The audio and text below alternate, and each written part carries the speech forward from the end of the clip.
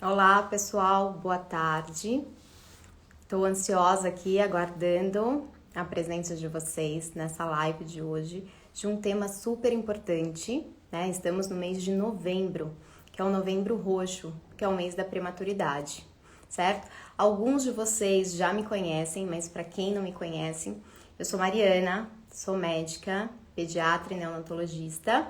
Tenho a honra de fazer parte deste grupo, que é o Grupo Santa Joana, há 7 anos e hoje membro da equipe do Hospital Santa Maria. E vou estar convidando para mim, é um professor muito especial, Dr. Milton Miyoshi, para compartilhar dessa mesa comigo hoje. Vamos ver se ele está entrando e aí eu já convido. Vocês, se tiverem algum problema durante a live de conexão, se tiverem dúvidas, perguntas, mandem na caixinha que a gente vai estar tentando responder. Se a gente não conseguir, depois eu prometo que eu respondo cada um de vocês, tá bom? Vamos lá?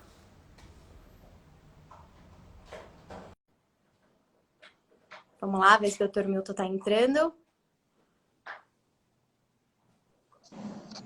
Olá! Oi, boa tarde. Boa tarde, Mariana. Tudo Tudo bom? bem? Tudo bem? Então, tá bom. É um prazer estar aqui com você, pessoal. Obrigado, né, pelo Grupo Santa Joana, por essa oportunidade. E vamos ficar aqui um tempo juntos, né? Vamos ver se nós conseguimos esclarecer algumas dúvidas. Com Tá bom? certeza. É uma honra muito grande para mim estar participando, estar nessa tarde aí junto com você. Fiz uma breve apresentação, né, doutor, em compartilhar, doutor Milton, aí integrante do corpo clínico do Grupo Santa Joana. E falar desse tema tão importante, né, doutor, nesse mês de novembro, que é o Novembro Roxo, que é o mês da prematuridade, né? Isso. E a gente sabe que a medicina ela vem avançando muito, né, de uns anos para cá. E para a gente começar esse bate-papo, eu gostaria que você falasse um pouquinho desse cenário atual, da evolução que tivemos, né, em relação aos prematuros, o impacto da sobrevida nesses nossos bebês. Eu vou começar, Mariana. Eu acho que muita gente deve perguntar, né? Por que novembro? Né? Por que dia 17? E por que prematuro? Né? Qual é essa razão? Né? Então, 17 de novembro foi escolhido, né? Porque a questão do dia da prematuridade surgiu na Europa e um dos integrantes, né, na época já era uma preocupação, né, a questão da prematuridade, e um dos integrantes dessa ONG, dessa fundação na Europa, perdeu um trigêmeos, né, em 2006, e exatamente 2 anos depois, no dia 17 de novembro, nasceu a filha deles, né? E daí, em homenagem, é que se comemora no dia 17 de novembro, né? Inicialmente foi mais na Europa, né? Depois essa iniciativa recebeu apoio, né, de outras ONGs em outros países e rapidamente difundiu, e as Nações Unidas, né, declarou nesse dia como o Dia Mundial da Prematuridade, né? E qual é a razão, né? Por que prematuridade e qual é a importância, né, desse tema? Na verdade, não é um dia para comemorar, né? É mais um dia de reflexão e de alerta, né, da preocupação do mundo inteiro, né, em relação à prematuridade, né? E por que essa preocupação? Hoje, se nós considerarmos, né, todas as mortes de crianças abaixo de 5 anos, a maioria morre no período neonatal. E dessas mortes, a principal causa hoje no mundo inteiro é a prematuridade e suas consequências, né? E, lógico, nós observamos uma melhora na sobrevida, né? Então, cada vez mais nós conseguimos ter uma melhor sobrevida, mas por que essa preocupação seja de um centro mais avançado, onde a sobrevida é muito alta, seja de um centro menos avançado. Né? Porque essa preocupação mundial. Né? Os menos avançados por causa da morte. Né? E os mais avançados sobrevivem. Então, muita gente pode falar, mas está sobrevivendo por que essa preocupação? E aí surge um segundo problema da prematuridade. Né? Quando começa a sobreviver, né, mais prematuros e imaturos começam a sobreviver. E, conjunto com isso, nós temos os problemas das sequelas. Né? Os problemas que esse bebê pode, né, carregar para a vida inteira, da questão neurológica, né, da questão respiratória. Né? E daí, essa preocupação mundial, né, e esse mês, né, é um mês de reflexão e de alerta, né, para o mundo inteiro, né, com essa preocupação de melhorar a qualidade, né, sobrevida e a qualidade de vida, né, desses bebês. Com certeza, com a qualidade. E, doutor, só esclarecendo uma dúvida, muita gente não tem uma certa intimidade com este tema, prematuridade. Você conseguiria explicar para essas mães que estão assistindo se existe uma classificação que é ter um bebê prematuro? O que é prematuridade? Isso. Na verdade, hoje, quando fala prematuridade, parece que todos os bebês prematuros são iguais. Não é verdade, né? Então, nós identificamos, né, que os bebês, dependendo da idade gestacional, né, que eles nascem, eles apresentam um comportamento diferente e também uma gravidade diferente. Isso de conhecimento, não é isso? Mesmo do público leigo. Né? E baseado nisso, né, e como uma tentativa de ter um critério, né, na avaliação de como que nós estamos indo, né, em termos de qualidade de atendimento, é que nós classificamos esses bebês, né, prematuros de acordo com a idade gestacional. Né? Então, antigamente se classificava pelo peso, né, de nascimento, mas hoje é pela idade gestacional. Né?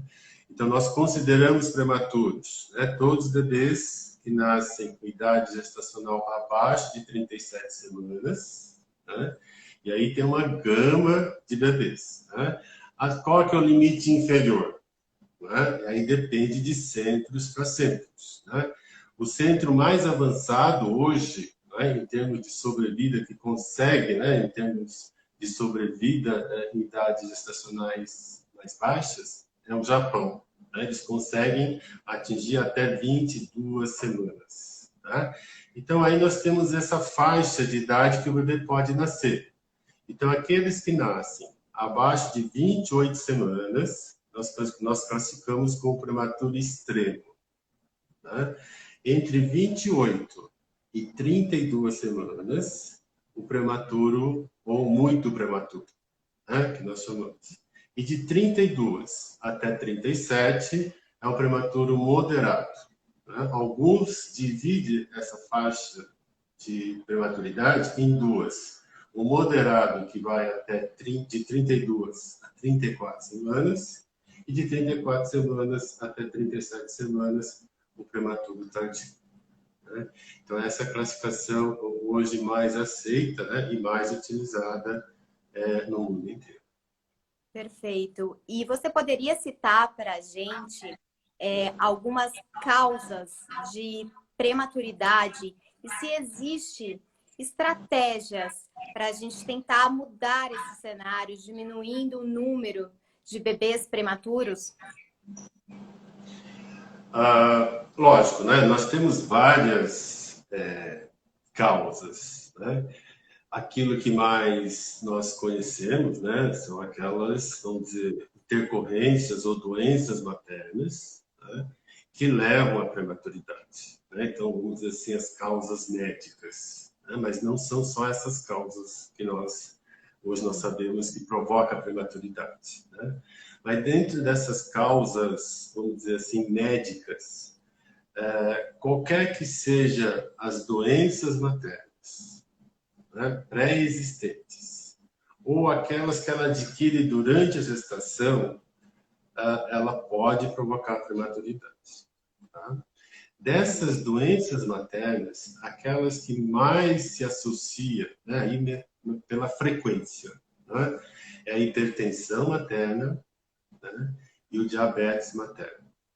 Né? Então, são aquelas que mais se associam.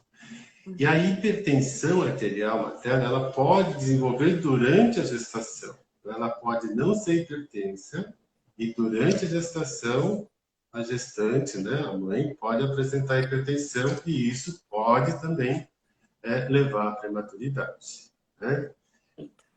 Isso pensando em termos de causas médicas. Lógico, né, para nós prevenirmos a prematuridade, o ponto principal é a gestante ou a mãe fazer um acompanhamento desde o início, né, do pré-natal.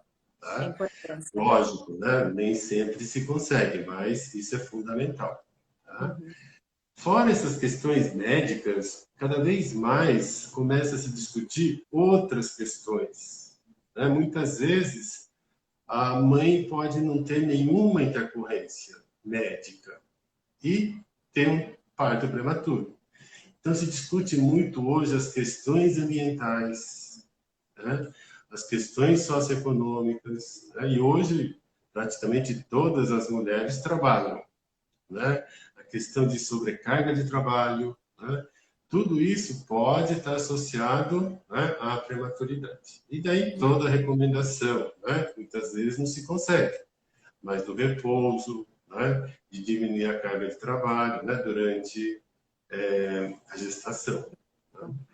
Então, assim, como mensagem, né? O fundamental é o acompanhamento adequado no pré-natal, né, para diminuir, né, o risco, né, da prematuridade. Sim, a gente, inclusive, acho que a gente vai ter uma live sobre a importância Sim. do pré-natal, né? Que muitos não têm acesso, mas realmente a importância desse pré-natal. E as mães, elas conseguiriam identificar sintomas e talvez procurar um atendimento para tentar prevenir essa prematuridade? Elas conseguiriam identificar, de repente, através de contrações ou alguns sintomas e falar, olha, realmente pode ser que eu esteja tendo alguma coisa e eu preciso procurar um atendimento? Aí, no caso, você está falando de um parto prematuro, não é isso? Isso. Algum sinal que ela possa Isso. Tá identificando, né? Isso. Isso aí é importante, tá? Eu vou explicar o porquê dessa importância. Lógico, né? O sinal mais comum, né, e que a gestante vai sentir são as contrações, né? As dores, né? Ou algum sinal, ela estando grávida, alguma piora, né, de alguma outra parte, né, do organismo que pode não estar relacionado com a gestação em si. Tá? Por quê? Porque essa piora pode impactar, não é isso? No bem-estar fetal e vai ser necessário, no caso aí, a interrupção, né? Alguma coisa. Mas o sinal mais comum seria a gestante sentir contrações, sentir dores, né? O sangramento, não é isso? O sangramento vaginal, né? Sim. A rotura também, né, da bolsa, então a perda de líquido, né? Então isso é um sinal que se a gestação não está a termo, não é isso, né, acontecer antes, é um sinal que pode desencadear o trabalho de parto. Por que eu disse que é importante essa pergunta? Hoje nós sabemos que o mais importante, né, para melhorar o resultado no atendimento desses bebês é o planejamento. Sem dúvida. Né?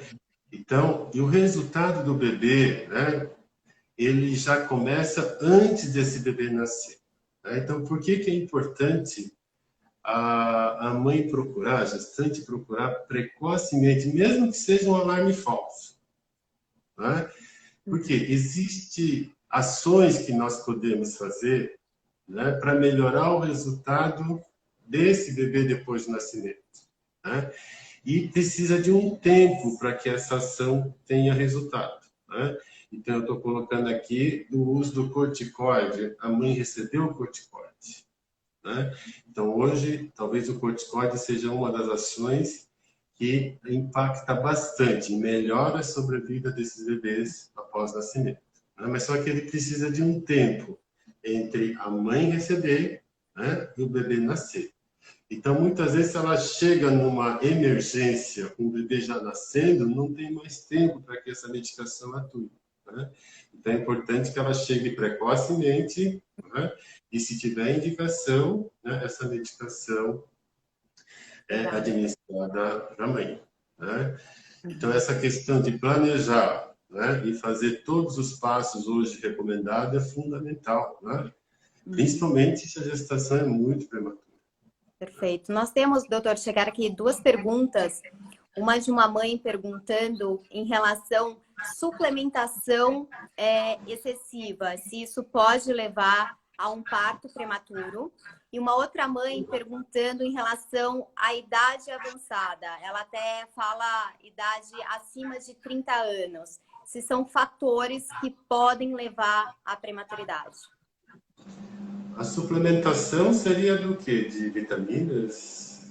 Ela não deixou claro aqui para mim, então se puder fazer a pergunta de novo, ela colocou só suplementação. Deve ser Não, tudo que a vitamina.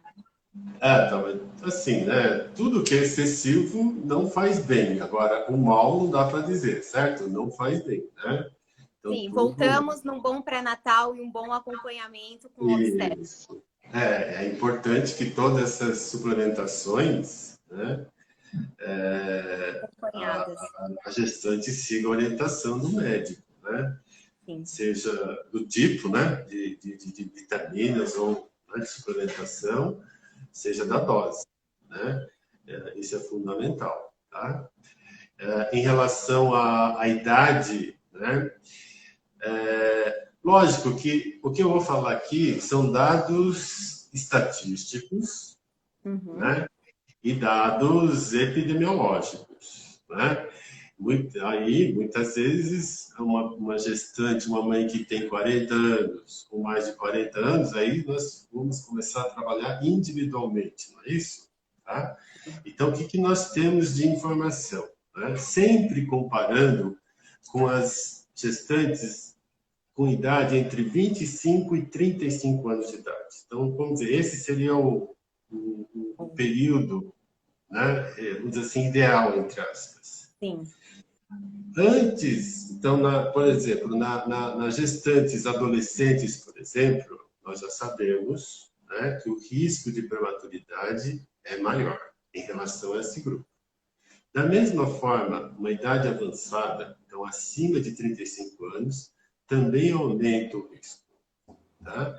É um risco porque essa gestante tem mais morbidade, quer dizer, vai ter mais intercorrências, e por isso o bebê tem maior risco de nascer prematuro, ou só pela própria idade, né, da gestante, né? Então, essas duas faces, vamos dizer assim, extremas, não é isso? Tirando essa Isso. parte central, aumenta o risco, né, de ter mais prematuros. Mas é casos, né, tem que ser individualizado. E hoje nós sabemos cada vez mais que as mães, né, têm filhos com idades mais avançadas, né? Então, mas tem um risco maior, tá? Sim, tá. E a grande preocupação das mães que a gente classificou, né? A gente falou um pouquinho sobre prematuridade, essa classificação. E a gente sabe que nem todo prematuro ele acaba indo para a UTI. Então, você conseguiria explicar para a gente essa questão do bebê prematuro ser encaminhado para a UTI neonatal? Isso muitas vezes causa muita preocupação, né? Principalmente os pais, né? Assim, todos os pais, né? O sonho é ter um filho, todo mundo comemora, né? E depois de 2, 3 dias vai para casa, né? Isso é o, né? Mas com o nascimento prematuro, e sempre existe esse estigma na UTI, né? Isso para qualquer pessoa, né? Então, você vai ser encaminhado para a UTI, o seu filho vai ser encaminhado para a UTI, sempre vem um estigma que está mais grave e toda aquela, né, a Com questão de certeza. uma... Isso. Mas a questão, nem todo prematuro, né, vai precisar de UTI. Tá? Esse é um primeiro passo. Por quê? Porque depende da idade gestacional que ele nasceu. Né? Com certeza, aqueles bebês que nascem abaixo de 32 até 34 semanas para baixo, vai precisar de UTI. Mas também, mesmo nesses bebês, né, o que é uma UTI? Né? Muita gente acha que o bebê vai ficar com todos aqueles equipamentos, né? Aparelho, Mas né? não é isso. O primeiro passo, né, o primeiro ponto da UTI, da importância, é a vigilância, tá? A monitoração. Né? Então, por isso que a unidade, o termo seria terapia intensiva ou cuidado intensivo. Dentro disso, na verdade, não são as terapias, é muito mais a vigilância, não é isso? Constante e a monitoração. Por quê? Uhum. O mais importante é nós anteciparmos. Né? Então, esse bebê é monitorado, é vigiado, e qualquer mudança, não é isso? Naquilo que nós acompanhamos, nós fazemos uma intervenção o mais precoce possível. Então, esse é um ponto importante. Tá? Naqueles bebês que nascem acima de 34 semanas, dependendo das condições desses bebês, né, nem sempre é necessário ir para o UTI. Tá? Então, alguns bebês podem ficar junto com a mãe. Tá? Lógico, né? Aí Com tem que todo um ser cuidado. individualizado. Isso. Né? Individualizado para ver se o bebê tem condição, né? Se as mães, né, os pais têm condições também, não é isso? Muitas vezes eles podem não ter condição, né, para ficar com esse bebê, tá? Então, o nascimento prematuro não é sinônimo de necessidade de UTI, Eu sei. tá? Lógico, se for muito prematuro, aí ele vai ficar na UTI, né? Mas se não, alguns, então a gente sabe que se tiver condições, eles vão junto à mãe. Com certeza, o cuidado do E, binômio, né? A importância que a gente sabe de uma equipe extremamente treinada em relação à enfermagem, o estímulo ao aleitamento, tá e, fazendo todo esse acompanhamento desse bebê, mesmo ele estando no berçário, que a gente fala no berçário setorial, junto aos pais. É isso. isso? É sempre com acompanhamento, não é isso? De uma equipe, né? Qualquer sinal, né? Esse bebê tem que ser avaliado, não é isso? Né? Sim. Encaminhado, né? Se for necessário, uma vigilância maior. Sim, e esses prematuros, principalmente os nossos prematuros extremos, que são encaminhados para a UTI neonatal, você poderia falar um pouquinho para a gente o que a gente tem de estratégias de tratamento? Porque hoje a gente sabe que nós avançamos muito em relação a equipamentos, em relação a ventiladores, a incubadora.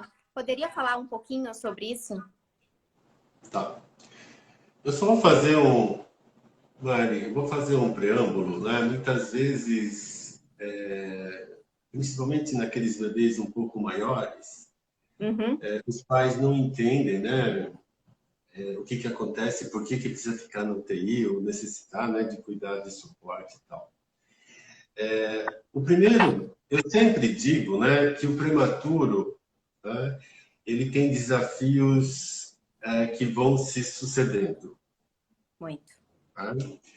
Então, assim, talvez, né, de uma forma bem simples, né, por que o prematuro precisa de tanta vigilância e de tanto cuidado? Isso que eu vou dizer aqui vai acontecer em qualquer nascimento, mas basicamente, né, o primeiro cuidado desse bebê quando ele nasce é aquilo que nós chamamos de cuidado respiratório. Tá? Então, por que a respiração é tão importante? Né? Por quê? Antes do nascimento, durante a vida fetal, né, esse pulmão, né, ele não exerce a função que nós estamos acostumados após o nascimento. Nós respiramos, não é isso? O Isso. ar entra no pulmão, né? E o coração tem que mandar o sangue para o pulmão para oxigenar e volta para o coração e ele manda, né? O coração manda para a circulação sistêmica. Então, isso é o que acontece depois do nascimento. Antes do nascimento, o pulmão do feto ele não exerce a função de respiração. Ele está preenchido de líquidos, tá? E daí, da mesma forma, o coração, quando bombeia o sangue, ele não bombeia para o pulmão. Tá? Ele vai bombear o sangue para o órgão que executa a troca de gases para o feto, que é a placenta. Tá? Então, essa é a condição do feto. Aí, com o processo de nascimento, né, o que tem que acontecer? Então, quando o bebê nasce e começa a chorar, né, o que está acontecendo com esse bebê? Então, aquele líquido tem que ser substituído pelo ar. Né? Então, o ar vai entrando e ele está respirando. Mas só que, ao mesmo tempo, o coração que estava mandando sangue para a placenta no feto, ele tem que começar a mandar agora para os pulmões. Né? E nesse momento, ocorre a ligadura do cordão. Tá? Então, isso que nós chamamos de transição, adaptação do bebê à vida extrauterina. Tá? Muitos bebês, né, que nascem, vamos dizer, de termo, né, acima de 37 semanas, conseguem executar essa adaptação de forma tranquila. Né? Alguns bebês, mesmo esses bebês mais maduros, apresentam algum sintoma. Né? Fica mais desconfortável, fica mais cansado. Né? O que vai acontecer naquele momento, o médico não consegue prever. Por isso que às vezes é melhor observar, não é isso? Dentro de um cenário de vigilância. O prematuro, né? Quanto mais imaturo for esse bebê, vai ter mais dificuldade nessa adaptação. E aí ele precisa de ajuda. Tá? Então, nesse sentido que você colocou, né? Quais foram os grandes progressos, né, dentro da neonatologia que melhorou a sobrevida desses bebês? Né? Então, de um lado, foram aqueles equipamentos para manter o suporte respiratório. Né? Então, seja lá o ventilador mecânico, né? O bebê pode estar com um tubo, não é isso? Né? Vai para o pulmão para ajudar ele a respirar, ou hoje, com maior frequência, fica com aquelas interfaces nasais, né? CEPAP, né? Então, nós falamos isso de suporte respiratório. Tá? Mas o grande avanço, né? Então, nós podemos, assim, definir, talvez, dois grandes avanços que nós tivemos e que mudou, né? A primeira, que mudou a história da neonatologia e melhorou muito a sobrevida de prematuros, foi o surfactante. Sem dúvida. Né? Então, isso vai fazer mais de 30 anos, né, que se usa rotineiramente, né, o surfactante. Então, para as mães, né, eu disse do corticoide, né, antes do nascimento, aí depois do nascimento, o surfactante. Tá? Então, as duas coisas, se nós fizermos junto, eu vou ter um efeito melhor, né, para esse bebê a nível do pulmão. Tá? Um segundo ponto que, na verdade, isso nós já sabemos há muito tempo, mas cada vez mais se está dando importância, é que todos os cuidados que nós tomamos com esse bebê, nós falamos de cuidados ou tratamentos de suporte. Né? O mais importante, esse bebê tem que crescer. Tá? Então, ele tem que crescer. E aí vem a questão da nutrição. Tá? Lógico, nós temos hoje tecnologia de nutrição parenteral, fórmulas, né? Mas tudo isso daí fica secundário e o mais importante é o leite humano, né? De preferência, o leite da própria mãe. É uma quantidade mínima que esses bebês precisam nessa fase inicial. Né? Então, nós sabemos que nessa fase inicial nem seria nem tanto para a nutrição desse bebê, né? E seria mais importante para funcionar o intestino desse bebê. Né? E lógico, né, que o leite humano tem todos os outros fatores, além da nutrição, né? Todos os fatores de de imunológicos, né, de inflamação, e que ajudam nesse bebê. Então, hoje, seja um país rico, seja um país pobre, a prioridade é iniciar sempre e o mais precocemente possível um leite humano, Perfeito. né? E para que é difícil, né? Quem já teve filho, né, sabe que é difícil logo depois que nasce a mãe conseguir tirar esse leite, não é isso? Sim, ainda mais Muito. todo o estresse de estar dentro de uma UTI neonatal, de ter intercorrências, de passar por algumas situações e continuar com esse estímulo, né? Então, por isso que é necessário esse acompanhamento, né? Qualquer que seja a idade, não é isso? Lógico que sempre nós queremos que o bebê nasça de termo, não é isso? Tá? Mas a gestante tem que ter esse preparo, né? Por algum motivo, se nascer prematuro, né? Lógico que nem sempre a gente está preparado, não é isso? Mas ter essa noção da importância, né? Então, a pergunta que você fez, né? Os equipamentos ficaram muito sofisticados, né, no cuidado desses bebês, né? Seja os ventiladores, seja os monitores, né? Então, quem entra hoje na UTI só vê máquinas, não é isso? Em volta do bebê, né? Em termos de tratamento específico, então, o surfactante, que foi uma coisa que revolucionou, né? E a outra questão é a nutrição, né? É o leite materno, o leite humano.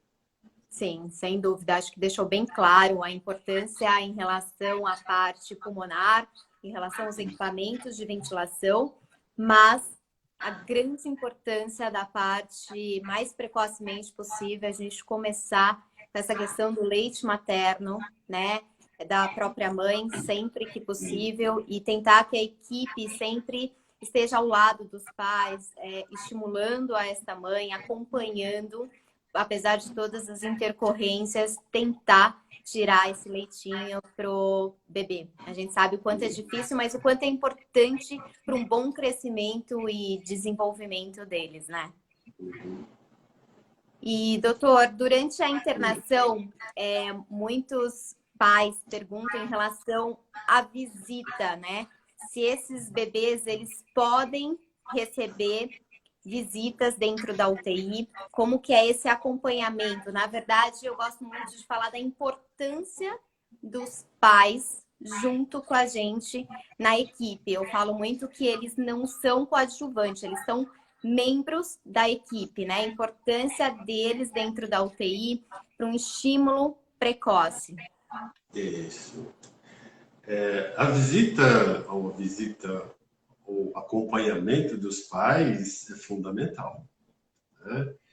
Então, isso, cada vez mais nós sabemos, não é isso? A presença, né, dos pais junto ao bebê, né? Lógico que visitas, né, nós entendemos, e os outros familiares, lógico, né, dentro de uma UTI, né, existe a restrição por toda a questão, né, de cuidado de infecção, principalmente nesse cenário que nós vivemos hoje, né, de pandemia. Né? Então existe essa restrição, mas nunca em relação aos pais. Tá?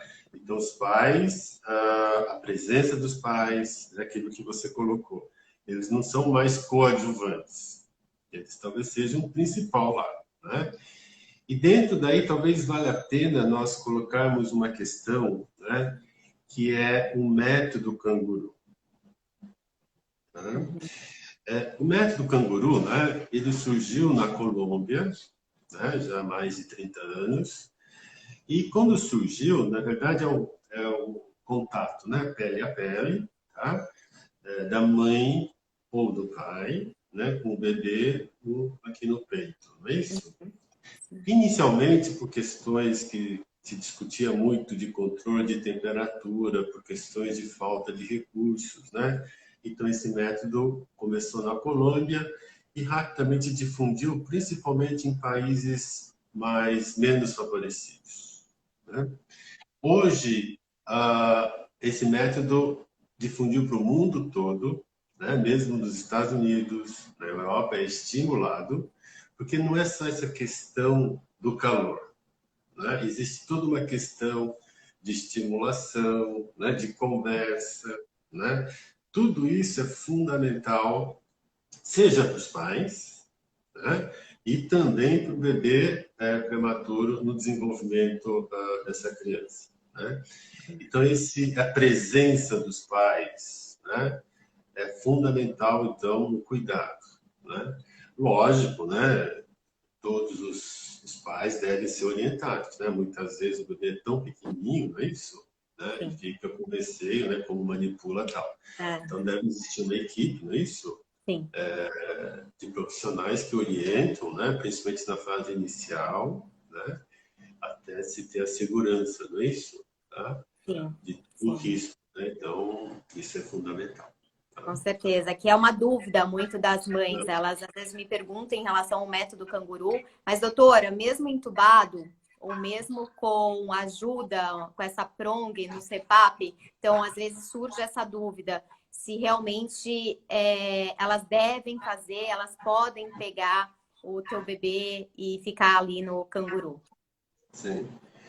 Na verdade, eu acho que deve ser individualizado, né? Uhum. Lógico que um bebê que esteja muito instável, muito grave, né? Aí a questão de riscos, não é isso? Sim. Porque qualquer manipulação do bebê, esse bebê tem mais riscos, né, de ter intercorrências, né? Uhum. Então, lógico, né? Cada bebê é analisado, né? Então, ele tem que estar estável, mesmo estando com aqueles dispositivos nasais, né? Uhum. Ou mesmo até entubado, certo? Então, não existe, vamos dizer, uma contraindicação absoluta, né? Desde que o bebê tenha condições de ficar um tempo. Né? E também, é importante dizer, desde que os pais também, não é isso? Tá? Eles têm que estar preparados, porque existe todo esse receio que você falou, não é isso? Né? Sim. De como pegar, como ficar. E também uma equipe que fique vigilante, não é isso? Naquele momento. Sim. Tá? Sim. É importante, né? Mas individualizado e sempre colocando na balança, né? Os riscos, né? E os benefícios. Sim, Né? mais uma Isso. vez mostrando a importância de toda uma equipe extremamente treinada para receber e cuidar desses nossos pequenos, desses nossos bebês prematuros, né? E, doutora, tô vendo aqui que tem duas perguntas aqui na caixinha. Uma delas é uma mãe, a Kelly, até que me perguntou que já teve 2 filhos prematuros. Se ela tiver uma terceira gestação, se vale a pena fazer uso de corticoide como se fosse uma medida profilática. Não. Não, Kelly. O corticoide tem uma indicação precisa. Né? Então, não se faz profilaticamente. Né? Então, tecnicamente falando, qual é a indicação? Quando, né, a gestante, a mãe, entra em trabalho de parto prematuro abaixo de 34 semanas. Uhum. Né? Então, se existe um trabalho de parto prematuro, né, existe uma perspectiva de que ocorra o nascimento, então é feito o corticoide. Né? Por que eu digo que não pode ficar fazendo profilático? Né? Porque qualquer, como alguém perguntou, né, de tomar muitos suplementos, certo? Então, mesmo o corticoide é uma medicação que não faz só bem, Tem tá? efeito Ele colateral? tem, isso, tem os efeitos colaterais, né? Uhum. Seja para a mãe, né? Seja para o bebê, tá? Uhum. E esses efeitos colaterais são proporcionais ao tempo de uso. Se usar muitas vezes ou de forma frequente, então, os efeitos adversos, né, sobrepõem os efeitos que nós queremos. Né? Então, não está indicado. Né? Então, por isso, né, lógico que é importante vocês saberem, né, da importância do corticoide, mas não adianta ficar tomando toda hora, porque não vai ter o efeito que a gente deseja, certo? Pode ter um efeito aí contrário, né, do corticoide. Tá bom? É a importância, mais uma vez, do médico, né? Do acompanhamento e apenas com prescrição, né? Médica mesmo. E a Isso outra mesmo. pergunta que está aqui, eu vou até abrir a caixinha, A Beth me perguntou, com 45 anos, a primeira gestação, se vale a pena o risco e a tentativa de engravidar, às vezes por um sonho. Então, Muito aí nós particular. entramos. Muito particular. Eu acho que sempre vale a pena, né? Sempre vale a pena. Desde que não tenha nenhuma contraindicação absoluta, não é isso? Hoje, essa questão da idade, né? Lógico que sempre tendo a ciência, né? Então, todos esses conhecimentos são fundamentais, por quê?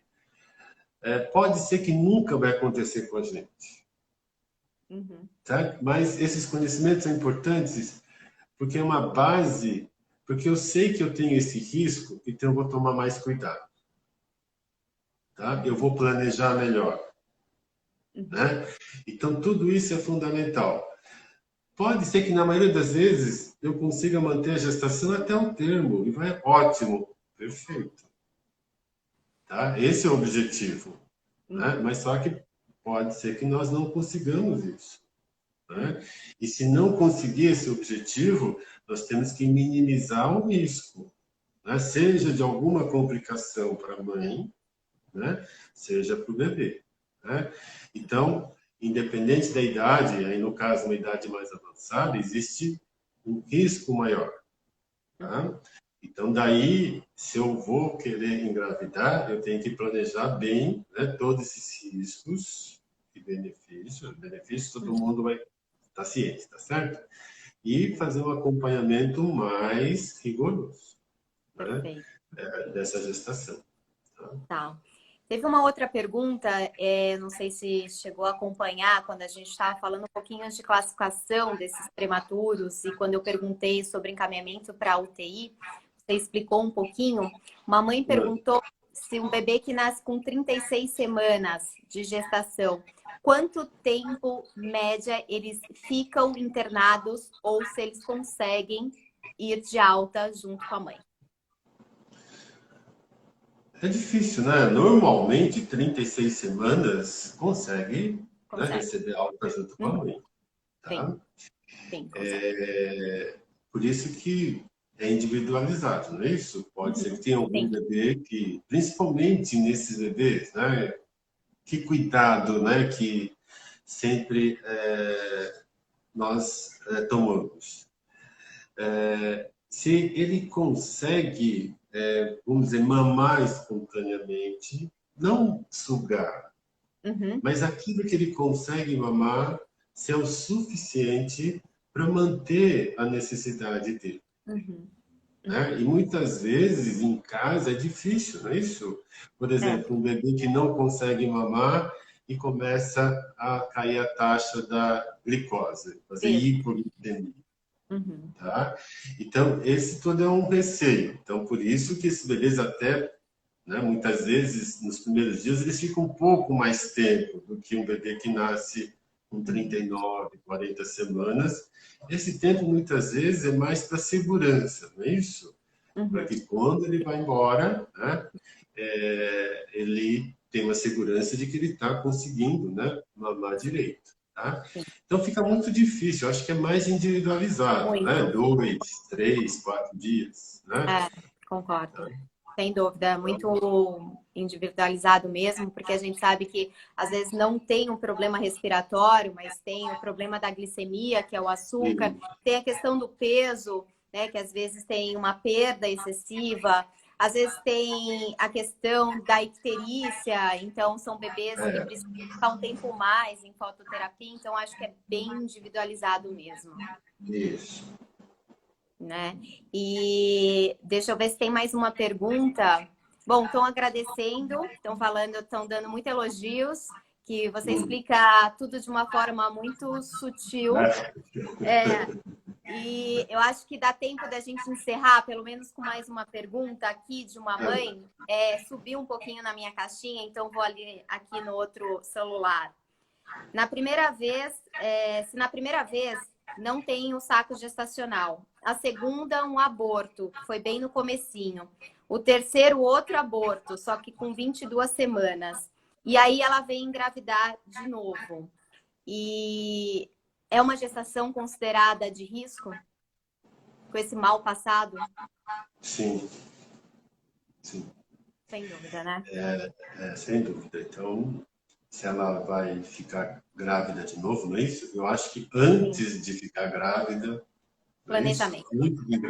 Fazer o planejamento, né? Sim. Então, Investigação. isso, porque uma das causas, né, das perdas fetais muito precoces, né, Uhum. que o feto não consegue desenvolver, é que ele pode ter, tipo, alguma alteração genética ou cromossômica, né? E ele não consegue avançar, ou alguma intercorrência materna que ela não consiga ainda ter identificado, né? Então, nesse caso, aí nós falamos de uma história obstétrica, né, que ela tem, tá? Então, é fundamental que antes dela planejar uma nova gravidez, né, ela faça uma consulta, não é isso? E Sim, faça um acompanhamento, que isso é fundamental. perfeito. Isso é mais em, tipo, receio, não é isso? Uhum. Tipo, É na isso, segurança, exatamente. né? De Exatamente. segurança, tá? Tá. Ela tá comentando que isso aconteceu com uma amiga e há menos de um ano e foram muitas perdas e realmente ela conseguiu engravidar de novo e tá com aquele medo, né? É, Sim, acho que é esperado, né? Com tudo que ela sim, passou. sim. Bom, eu acho que tem algumas outras perguntas, mas eu posso estar respondendo depois, né, individual. Acho que a nossa tarde aqui, eu agradeço demais por esse convite, agradeço demais a sua presença aqui nessa live e queria que você deixasse uma mensagem final aí, essas mamães que estão assistindo e a esse nosso mês aí de Novembro Roxo. Obrigado, Mariana. Prazer estar aqui junto de novo, né? Faz tempo que eu não te vejo, sabe? Aqui no Santa Maria. Mas a mensagem que eu deixo, talvez, né? Eu tenho já mais de 30 anos, né, de neonatologia, né?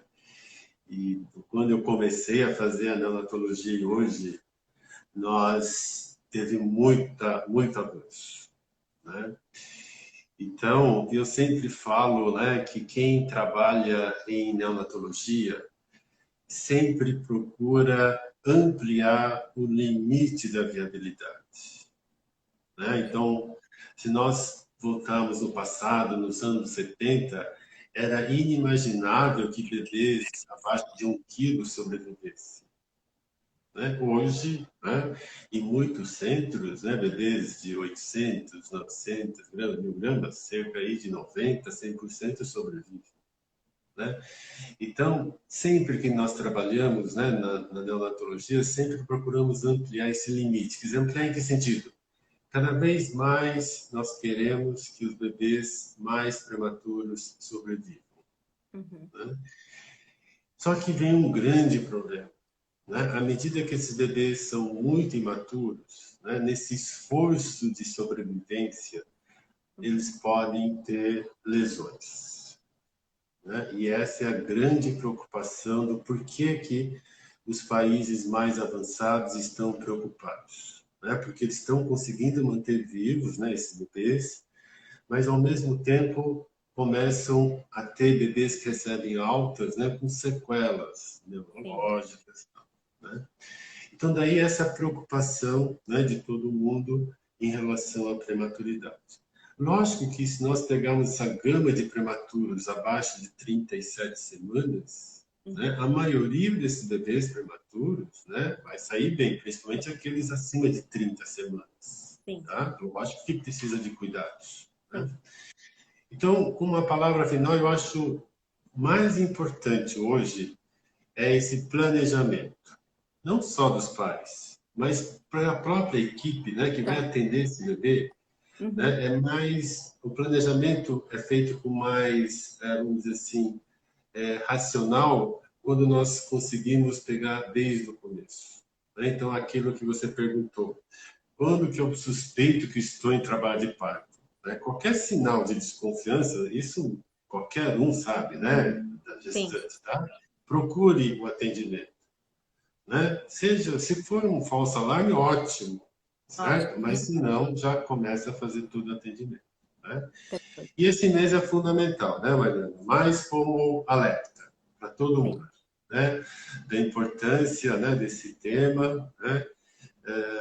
De ser discutido, né? E de todos estarem cientes, né, do que está acontecendo, né, nesse cenário, né, no mundo inteiro. Obrigado, Mariana. E você me permite, eu gostaria de finalizar essa live com uma frase que eu gosto muito do Anthony Laker, que foi um ex-diretor executivo da Unicef, que ele fala para a gente assim, em algum lugar, alguém está dizendo ao menino que ele não pode brincar, porque ele não consegue andar. Há uma menina que ela não pode aprender porque ela não consegue enxergar. Esse menino merece uma oportunidade para brincar. E todos nós ganhamos quando essa menina e todas as crianças conseguem ler, aprender e contribuir. O caminho a percorrer será desafiador, mas crianças não aceitam limites desnecessários e nós também não deveríamos aceitar. Muito bom. Bom, espero que realmente vocês tenham gostado. A nossa live vai estar aí gravada para quem não teve a oportunidade de assistir. Vai estar no IGTV. Só assistirem. Doutor, um super beijo. Meu muito obrigada. Obrigado. Tchau. Tchau. Tchau, tchau.